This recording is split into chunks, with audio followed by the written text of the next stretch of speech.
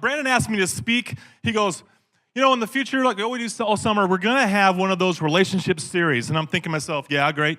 He goes, well, I think I might want to have you speak at it this year. I'm like, and why would you want me to do that?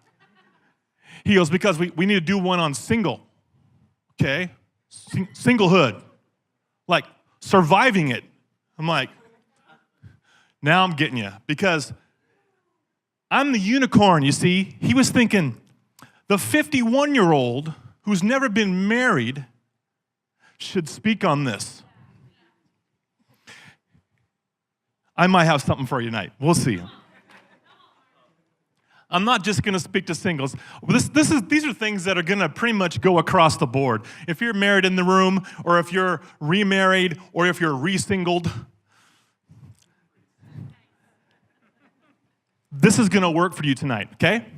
Now, I am going to speak directly at some singles sometimes, but there's going to be some times I'm going to actually just talk to marrieds. And if you're in the room, I want you to seriously listen at that point, because this is going to be really good stuff for you and the singles that you know. I'm not just going to talk about how it is to be single, and the original title was Surviving Singlehood. I think we've changed that now. What's the title now? I think it's been like 3 different ones. I think the last one I heard was Successful Single. Sounds like some kind of help thing. 13 steps to being a successful single. And then my name's under it. That's even more hilarious. Me and Christian the other night, we thought thriving as a single. Thriving singlehood. What does that look like? What does that sound like? Because you know what? Our society has kind of got it upside down. It's kind of one of those things like, it is kind of the whole, can you survive it? Like it's like you're in quicksand, and can you get out of it in time? Because if you're in there too long, you may be in there forever. And then you're that person, living in your parents' basement when you're 40. I haven't got there yet, but I've gone back a few times through the years. And don't burn that bridge, single people. Don't burn that bridge. Always keep that resource. Or there's a big red flag when you say you're turning 51 next week and you've never been married. Who wants to date that guy? Like, he must have some serious hurts and pains he can't get past. Maybe. Maybe not. First thing I want to talk about today is this. Everybody is in a role, whether it be single, whether it be husband, wife. I want you just to think about what the opposite of what the world is thinking. Try to get out of being single. Try to get on to your destiny. Find the one that matches you, and then go, and God will take you to great places and save the world. Hey, that may happen. And when it does, that is awesome. But if you can embrace the time when you're single, you can make things happen you had never thought of. When I first was called to ministry, I was 19. Bunch of thoughts about what that meant. Came to Northwest College, many know what that is.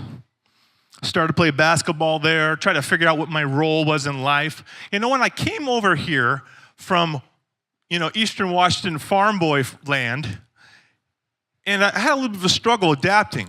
And I didn't really know, where do I fit in this city life, in this ministry focus, and everybody's trying to get married before we get out of here. And it was a real struggle for me, because I wasn't really thinking that. Matter of fact, I had told God when he called me, when I felt that passion in my heart, I told him, I will go anywhere you want to send me at any moment. You don't even have to make sure I get paid. Just take care of me. Now, if you're not real about that one, don't pray that. Because that has taken me down roads that have been quite interesting, and we'll cover some of those as we go along. But embrace the role you're in. If it's being single, it's amazing. And why do I say that? Here's why. The opportunities that provided to you as being single are not provided to those that are married. They are not. I've had jobs where I lived with homeless kids when I worked at the YMCA. I had a house in Bellevue where I had 5 kids off the street live with me, and I mentored them. Can you do that when you're married? That wasn't even, it wasn't even a qualification. Married, disqualified. Couldn't even do that job married. I believe I changed some lives. Why? Because I was willing as a single man to say, I'm going to give some years of my singlehood. I'm going to dedicate myself to God and these kids. I'm going to make a difference. I'm not going to just wait around and hope for that girl to show up. I'm going to go after something. I'm going to make something happen. And when you're single, you have unlimited resource. You know what that resource is? It's your time. Because why? Because it's all yours. You don't have to ask permission. You don't have to take somebody to soccer camp. You don't have to pay for braces. All the money you spend on who? The money you spend on yourself or on others. See, the opportunity to bless is immense. And you can do so much being single. Like I said, your time, your energy, your efforts, your availability, your flexibility. I mean, who, right now I said, hey, let's go to Vegas tomorrow, we're going. Who could be like, I'm there? Or how many of you have to go out, well, let me call the wife and ask, let's do calendar and over there, the kids doing, It's true. So when you're single in that moment, in that role, embrace it while you're there. It may not be very long, or it may be like me, and just embrace it and go for it. Now, if you find yourself married, the rest of this series is all about you. But there are definitely things to embrace when you're married. And here's one of them. Be married. How many of you have friends like this? You're in your 30s. You got one of those LAN party games going on. Everybody's there. 2 or 3 married folk are there. It's like 9 o'clock. We're playing games. It gets to 11. We're all still there. It's midnight, middle of the week, and the married folk are still there. It's 1 a.m., and they're still there playing games. That is not your role anymore. You need to give that up. You need to know when it's time to go home and to your other role, to the role God has placed you in as husband, as a parent. Did you kiss those kids goodnight tonight? Did you snuggle up with your girl?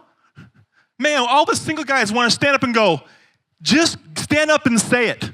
I'm out, guys. See you, suckers. I'm going home to snuggle with my wife. Mic drop. That's what we want to hear. We don't want you to be like, yeah, let's go, one more game. Like, what is wrong with you? You have the blessing at home and you're here with a bunch of smelly guys eating pizza? Come on, really? Really? So if you're married, embrace that. Don't try to be single anymore. That doesn't mean not contact with singles. It doesn't mean not interact with us because we're awesome. It means be the role that you're in and embrace it for all you got. The other side of it is if you're single, don't try to make them single again. Let's go to Vegas tonight. You can do it. Come over to my house. We're watching this. Just tell her you're going to get gas or groceries or something, but come over to my house. I've had my single friends stop by and say, I don't have long. She thinks I'm at the store. I'm like, then you got like 2 minutes, bro, because she's going to get onto that really quick, especially when I text her. I don't like that. I don't like that. Be the role you're in and embrace that. Single or married, whatever it is, embrace it. In 1 Corinthians 7, this whole chapter is about, honestly, this whole chapter is wrapped around your role and your status. And if you're a widow or you're married, or if you're married and you're married to a non-believer, or if you're a non-believer and you're married to somebody else, or whatever this situation is, and what you should do and what you shouldn't do, and who you are and whatever. And it gets down to verse 17 after a pretty long, lengthy span of this, thou, and thus. And it just says this, and you can see it on the screen, I believe. Nevertheless, each person should live as a believer in whatever situation the Lord has assigned to them, just as God called them. You don't have to all of a sudden look to change your status, marital status, role, to please God in what he's calling you to do. If he's called you and you happen to be single, either that girl's gonna show up tomorrow and we're gonna get on with that, or he's gonna take you down a road that's best for the upcoming relationship that he will give you. If you try to shortchange that, you're gonna ruin it. If you try to take another path because you think you get the best idea, and how many know we've done that over and over, and God knows always got a plan that's way better than ours. Can I see some hands on that one? You know that your plan is hardly ever exactly what God has planned, because in my mind, I believe this. If God was to give us the whole picture, it would blow our mind and we'd screw it up anyhow. Why? Because we try to get there too fast. And then we wouldn't go down the road of training it takes us to be the best parent that we need to be. So just capture what you are right now. And I'm talking to some single people right now. You're young, maybe you're 18, 19, 20, in your early 20s, mid-20s, and you don't know what you're doing. How do I know what I'm supposed to do? Man, who's been there? All of us. What now? What am I supposed to do? I'm at Northwest. I'm in the school of ministry. I'm doing this. I'm doing that. I'm at UW. I got some training. What now? What's next? I'm just telling you, stay focused. And if you stay focused, it will be revealed to you. If you get off track, and we're going to talk about this at the later part here in just a few minutes, about staying on the right path. But if you stay focused, you will find your way. And be encouraged that God has you in the role he wants you in right now. That's the most important part. Later on in that chapter, verse 32, Paul says this. You know, Paul's pretty famous for saying that, those verses of, you've all heard that verse. Like myself, it's better that you stay single. What does that mean? Should we all be single? Paul said it's better to be single, and like him, because his wife had passed, and he was single again, kind of thing. And what does that mean? But this is the verses he also gives here. I would like you to be free from concern. An unmarried man is concerned about the Lord's affairs, how he can please the Lord. But a married man is concerned about the affairs of this world and how he can please his wife. He becomes separated. And this is not a bad thing. It's just the facts. And a wife does the same thing. She wants to be concerned about things of God, but is then concerned about the worldly things of how to please her husband. Guess what, singles? You don't have that concern. You are not divided. You can be so focused on what God has for you that it's incredibly effective. Incredibly effective. The trap of this is you can overwork yourself. When I was youth pastoring, when I was single, back in the single days, when I was in my 20s, living that single life, working like 18, 20 hours a day, living over the top of the youth center. Never left the youth center. Just lived there. And when summer came, well, all the kids knew I lived there. So the clock doesn't mean anything in the summer. It's 3 in the morning, 2 in the morning. They're coming to sneak up on Pastor Mark. But I always heard them coming and I go get the hose. But you know, it's not so much that. It's you will give everything you have. It's a great resource. But it's also a trap because your longevity, it just won't be there. When I realized at one point, my last position, that I had done 3 missions trips, 3 camps, and a whole bunch of weddings, and it had only been like 6 months. I've been out of this country more than I've been in it, I feel like.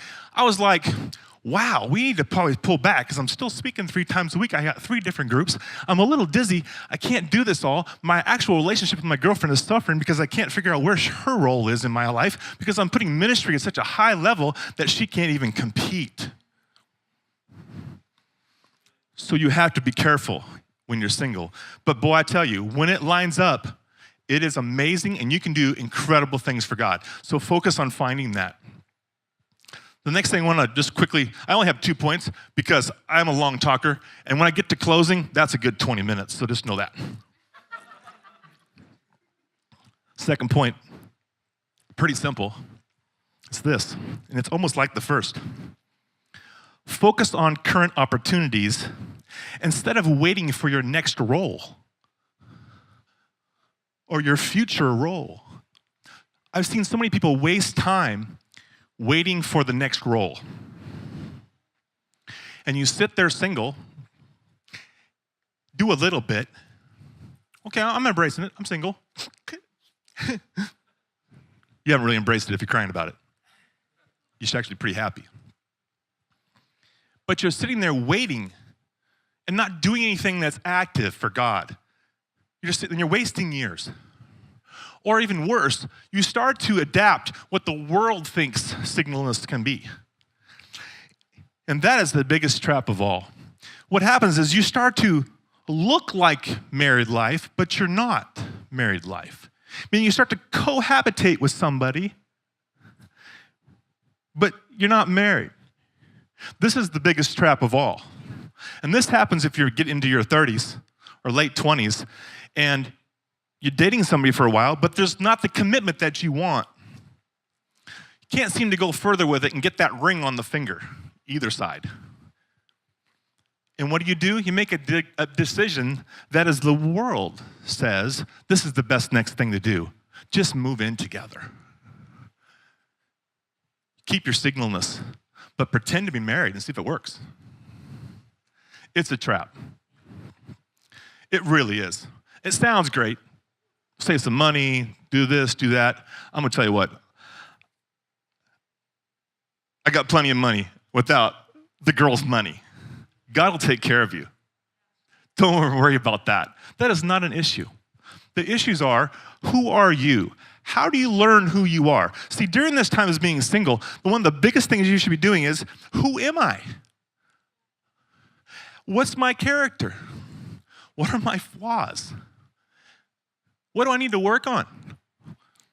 When I do get into a relationship, when I do get married, what do I need to know? Who do I need to be? See, if you haven't answered any of these questions or worked on any of this stuff and you fly into marriage, guess what? You get to answer them all then. Under fire, with two sinners, living in the same house. That's not so easy, folks. Ask anybody that's married here. That's one of the struggles. If you haven't found out who you are yet, and if you've married young and you haven't even grown into the person that you're going to be in 5 years, then you have to grow together. More trouble, because not everybody does that.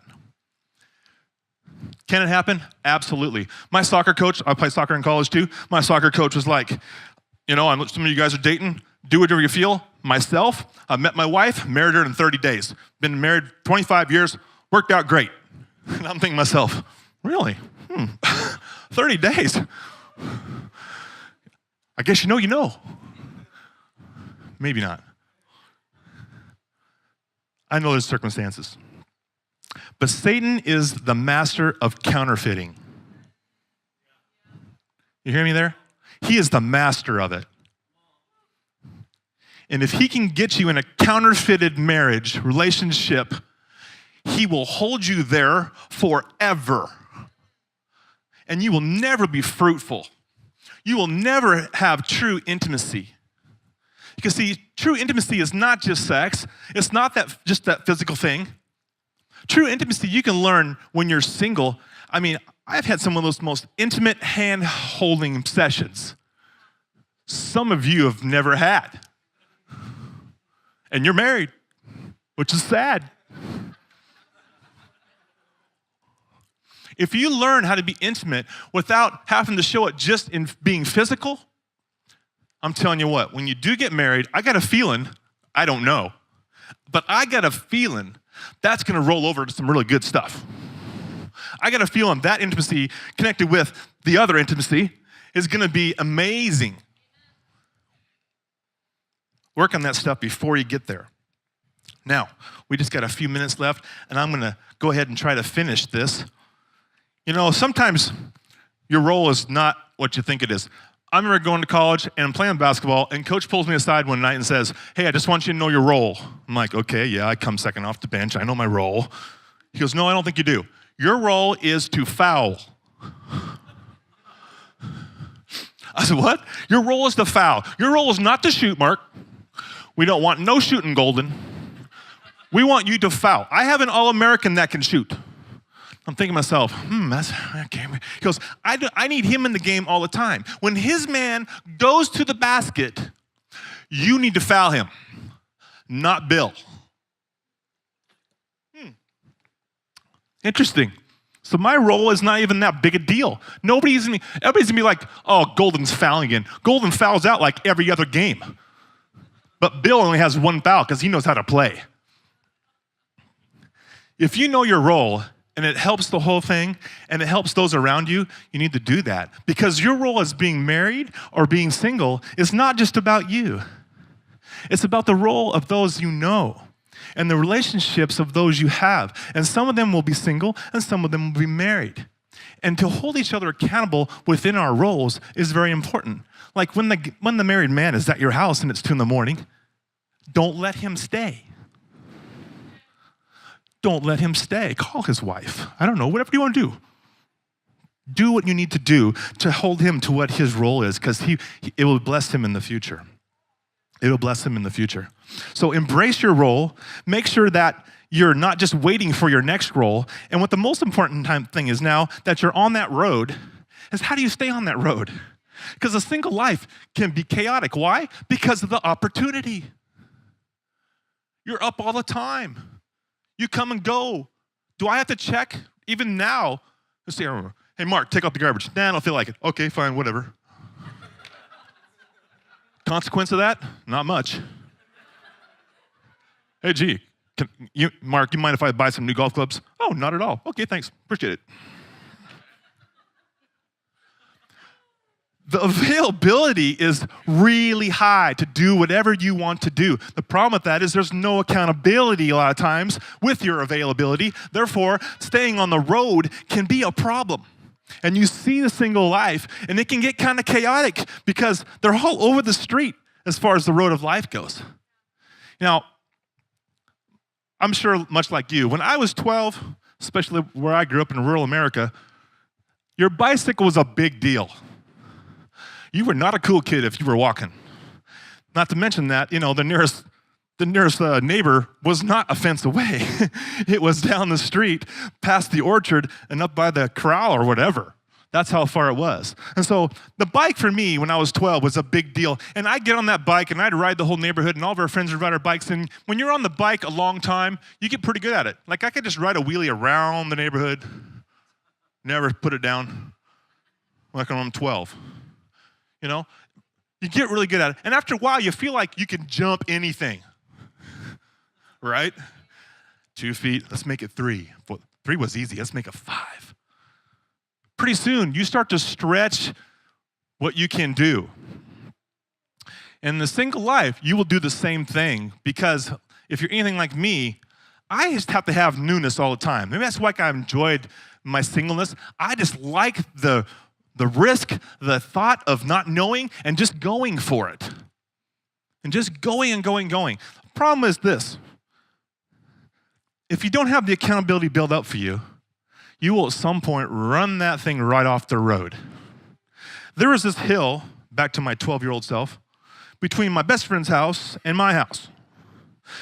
And it's time to go home. You just coast down that hill to the house. You coast down that hill every night of your life. After a while, you're like, I wonder if I could coast down this hill with no hands. Sure. First couple times, nope, not quite. But after you try it a few times, it's cake. And it doesn't even feel like any big deal anymore. So driving down the road with no hands is no big deal. Life's just like that. Things become normalized after a while, and that's when it becomes dangerous for you. Without accountability in single life, you will be doing things on that road you shouldn't be doing. One day I finally decided, I think I can make this whole thing with my eyes closed. I got my friend right here. Yeah, that's what I'm talking about. Tried it a few times, chickened out. About halfway down, you get some serious speed. You got your eyes closed. What you hear is this. Woo, woo, woo, woo, woo, woo. Just the tires humming. And you're thinking to yourself, yeah, I'm doing okay. And then you can't do it anymore because you don't know where you're at, and you open your eyes. And it's funny, I was thinking about this the other day. I never once thought about a car. I was 12. Finally, the day came that I said, I'm not opening. I'm making this no matter what. I'm going to do this no matter what. So I had a plan. And we always have a plan. My plan was that there's gravel on both sides of this road. All I got to do is listen for the gravel. Whoa, whoa, whoa, whoa, whoa, whoa. Correct. How hard can that be? That's a great plan for a 12-year-old. So away I go. About halfway down, what feels like maximum velocity at that point when you're 12, it feels like you're going Mach 50. And your hair is blowing back, and this is in the 70s, folks. There's no helmet. I didn't even wear shoes when I rode my bike, let alone a shirt in the summer. Pretty much the shoeless, shirtless 12-year-old, tan, darker, and all get out, flying down a hill at maximum velocity, thinking I'll just listen for gravel. On both sides of this long road, it's just these long trenches that go deeper and deeper as it levels out at the bottom and pretty much turns into a big ravine where the culverts go underneath the street. So it gets pretty deep down there. And I'm thinking no big deal because that's the flat spot and I'll be able to feel that. That's when I'll open my eyes. Well, everything will be good. So away I go. Whoa, whoa, whoa, whoa, whoa. I make a correction. No problem. Whoa, whoa, whoa, whoa. Make a correction. No problem. Whoa, whoa, whoa. Silence. Now, silence is usually a good thing. That is when I realized that I had left the road and I was in the air. I decided to go ahead and open my eyes at that point. All I saw was the ravine and me toppling over my bike as it left me. And unfortunately for me, these ravines are usually filled with little alder trees. But my dad, being as proficient as he is, he had gone in a couple days before that and cut them all down. So we just have a bunch of sharp sticks about the size of your thumb that I impale myself on. Now, how does that apply to us in our lives? When you're on that road, married, single, it really doesn't matter. I'm just saying the single one is real kind of tough because you're out there doing a lot. And sometimes we lack accountability when we're single. That's why you have to have friends. Don't be a loner when you're single. It is death. It breeds depression. It breeds lack of accountability. It breeds everything bad if you are a loner and single. And you can be a loner and married too. Can't you? Sure can. I know I got friends like that, and I'm their only friend, and I'm like, we need to get some more people. You see, your friends and your accountability, that's your gravel. Iron sharpens iron like what? Another person sharpens another person. Gravel, close enough. Does gravel feel good when you rub on it? No. When you tell your friend, stop playing and go home, does that feel good to them? I'm not going home. Doesn't matter. I'm your accountability right now. And the gravel says you need to make a lane change and you need to make it now. Because if anybody's driven in gravel with a two-wheel bike, you know you have about how long? Just a couple seconds before it gets really squirrely, and then it's not easy to get back on the road anymore. Then all of a sudden you find yourself where? In the air over the ditch. And as a married person, if you're getting over there in the gravel too much and squirrely out, you may lose your marriage as you go into the ditch. That would be terrible. Every person I've ever talked to, and I have a lot of friends that, have married because I've been in 17 weddings. I've been best man 3 times. I've performed about 19 weddings. I've been around the wedding scene a little bit. And I've seen lots of marriages fail, and it's because no accountability. The man or the wife will not hold accountability to other friends. I'm just going to be accountable to my wife. Yeah, that's not going to work. Because some days you won't like her. You'll love her, but you may not be getting along all that great. What happens that day when there's no fella to call, when there's no accountability? You're going to drive it in the ditch, or at least be in the gravel way too long. And I'm telling you what, if you're a single person and you're going to impale yourself upon the punji sticks of life, it's going to hurt, and it's going to hurt emotionally, and it's going to leave scars, and it's going to be hard to recover. And what? You need even more friends then. You don't have them before? Man, you think about going through that without having friends. My best friend Richard heard me evidently scream, he said. I'm not going to admit I screamed like a little girl. But I must have, because he found me like all messed up laying down there in the sticks. And of course, he was laughing until he saw me bleeding, and that wasn't so funny. But that's a life friend. He's still my friend today. We lived up right across the street our entire lives. He still lives in the same house. Interesting. No friends, no accountability. Loner, you're going to be on the gravel. And when you are, there's nobody there to say, just turn it a little bit back. Just a little bit. It's just a small adjustment. It's just a small adjustment. That's usually just all it is, isn't it? Right? It's just a small adjustment. Don't go there. What, you can have lunch with your ex-girlfriend? Was your wife cool with that? She said, yeah, no problem. I'm not jealous. Pull it back. Steer a little left. Or maybe I should go with you.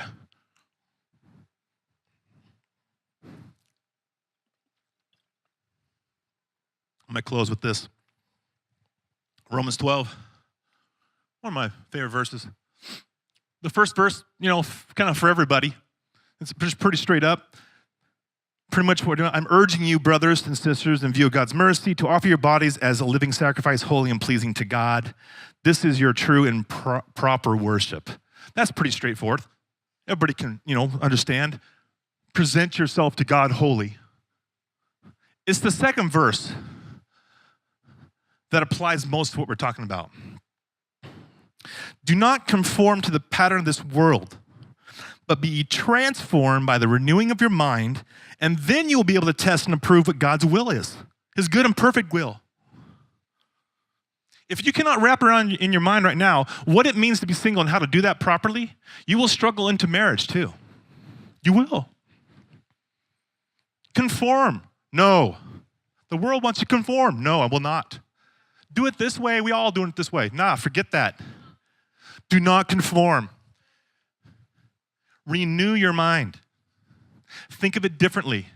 I'm a servant of God. I'm giving it all, and I'm giving it all right now, and I'm going hard at it. And I'm just going to embrace my role, and I'm going to do it like God calls me to do it. I'm going to be the best husband, the best wife, the best father, the best mom I can ever be, or I'm going to be the best single friend you can imagine and support all my friends and be their gravel. Are you with me? Let's pray. God, this message, this came out of nowhere the last couple of days, and I just want to thank you for knowing where we are. And we're not lost, even though we're single. We're not broken just because we're single. We're not unwanted. We're not some red flag. We're your child. And you know exactly where we are. And you know exactly the things we need. We pray that become alive in us. That we find it, we embrace it, we love it, we cherish it, and we make it have action in the feet. And if we're married and we're in that role, make us just take it and embrace it and love it and cherish our wife and our family if we have one. And just understand the value of your role. Bring along friends. Bring along accountability. Help us to reach out and grab it if we don't have it.